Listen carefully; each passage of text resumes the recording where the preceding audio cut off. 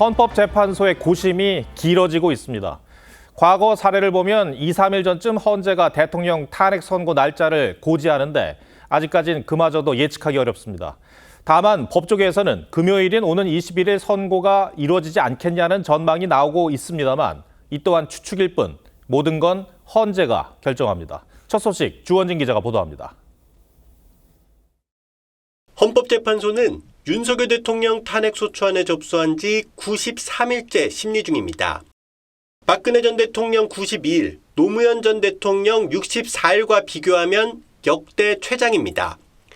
변론이 끝난 지 3주가 지났지만 아직도 선고기일을 잡지 못한 겁니다. 지난주 매일 평일에 진행한 재판관들은 주말에도 자택에서 사건 기록을 검토 중입니다. 법조계에선 헌재가 전직 대통령 심판 전례에 따라 금요일인 오는 21일 선고할 가능성이 크다고 보고 있습니다. 법조계 관계자는 탄핵을 두고 찬반 의견이 팽팽하게 갈리는 만큼 재판관들이 충실한 심리를 위해 선고를 최대한 미루는 걸로 안다고 설명했습니다. 다른 법조계 관계자는 헌재가 이진숙 방송통신위원장 탄핵 심판을 4대4로 기각한 뒤 이념 성향에 따라 재판을 한다는 비판을 의식하는 걸로 보인다고 했습니다. 그러면서 윤 대통령 심판은 만장일치로 의견이 모이거나 최대한 한쪽으로 의견이 모일 때까지 선고기일을 미루는 듯하다고 했습니다. 헌재는 실제 지난 13일 최재해 감사원장과 이창수 중앙지검장 등 검사 3명에 대한 탄핵안을 만장일치로 기각했습니다. 감사원장 탄핵 청구인 국회, 피청구인 감사원장 최재해 이 사건 심판 청구를 기각한다. 헌재 게시판에는 오늘도 탄핵에 찬성 반대하는 글이 수백 개 올라왔습니다. TV조선 주원진입니다. 윤석열 대통령 탄핵 선고 날짜가 언제인지 알 수는 없지만 임박한 건 분명해 보입니다. 광장은 더욱 둘러갈라진 인파들로 발 디딜 틈이 없고 정치권 역시 촉각을 곤두세우고 있습니다. 사회부 법조팀 정준영 기자와 더 얘기 나눠보겠습니다. 선고가 늦어지면서 윤 대통령 탄핵을 반대하는 지지자들 사이에서는 각하를 주장하는 목소리가 있던데 탄핵 재판에서 각하는 어떤 의미인가요? 각하라는 것은 본안을 판단해서 내리는 기각이나 인용 결정과는 달리 소송 요건 자체를 갖추지 못했다는 것을 의미합니다. 각하 결정이 내려지면 윤 대통령은 복귀하게 됩니다. 네. 그러니까 각하를 주장하는 쪽에서는 어떤 요건을 갖추지 못했다고 주장을 하는 거죠? 지난해 12월 7일 국회가 윤 대통령 탄핵소추안을 상정했지만 정족수 미달로 폐기한 뒤 일주일 후 다시 상정에 가결했던 거 기억하실 겁니다. 이때 윤 대통령 측은 일사부재의 원칙을 명시한 국회법을 근거로 국회가 적법 절차를 지키지 못했다고 주장하고 있습니다. 탄핵소추안을 회부받은 법사위가 지체 없이 조사에 나서야 한다는 국회법이 지켜지지 않은 점도 각하 주장의 근거입니다. 법제사법위원회의 조사 절차를 거치지 않고 그러니까 저희들이 소추 의견만 봐도 헌법 위반이 수십 개 조문입니다. 그런데 이 헌재가 각하 결정을 내릴 가능성이 있습니까?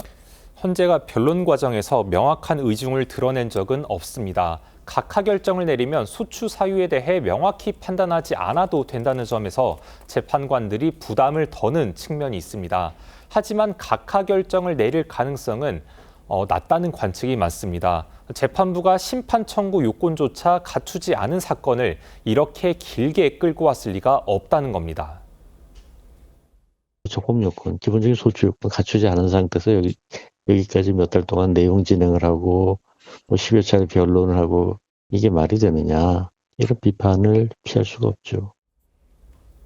그러니까 이런 주장이 나오는 것 자체가 이제 선고가 늦어지기 때문이겠죠.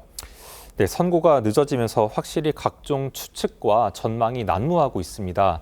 탄핵 찬반 양론이 극심하게 대립하는 상황인 만큼 어떤 결론을 내든 헌재가 정교한 명분과 논리로 국론 분열을 최소화해야 하는 상황입니다. 이런 점을 충분히 알고 있는 헌재도 변론 과정에서 여러 번 재판관의 일치된 의견이란 점을 강조하기도 했습니다. 저희들은 퇴정은 받아들이지 않고 가림막 설치는 한다. 이렇게 정했습니다.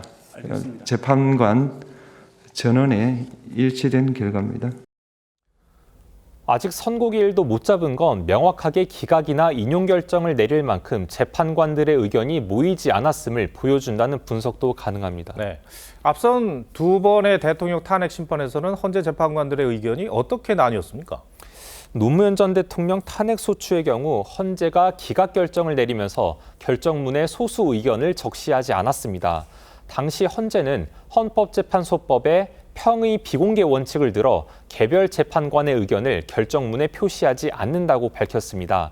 탄핵 심판의 경우 의견 표시를 재판관 재량에 맡길 수 있다는 단서를 달았지만 당시 인용 판단을 한 것으로 알려진 재판관 3인 중 그 누구도 소수 의견을 결정문에 기록으로 남기지 않았습니다. 하지만 2005년 헌법재판소법이 개정되면서 개별 재판관 의견을 확인할 수 있게 됐습니다. 박근혜 전 대통령 탄핵 심판의 경우 재판관 전원 일치로 탄핵 결정을 내렸었는데 다만 재판관 3명이 심판 결과에 영향을 미치지 못하는 보충 의견만 결정문에 남겼습니다.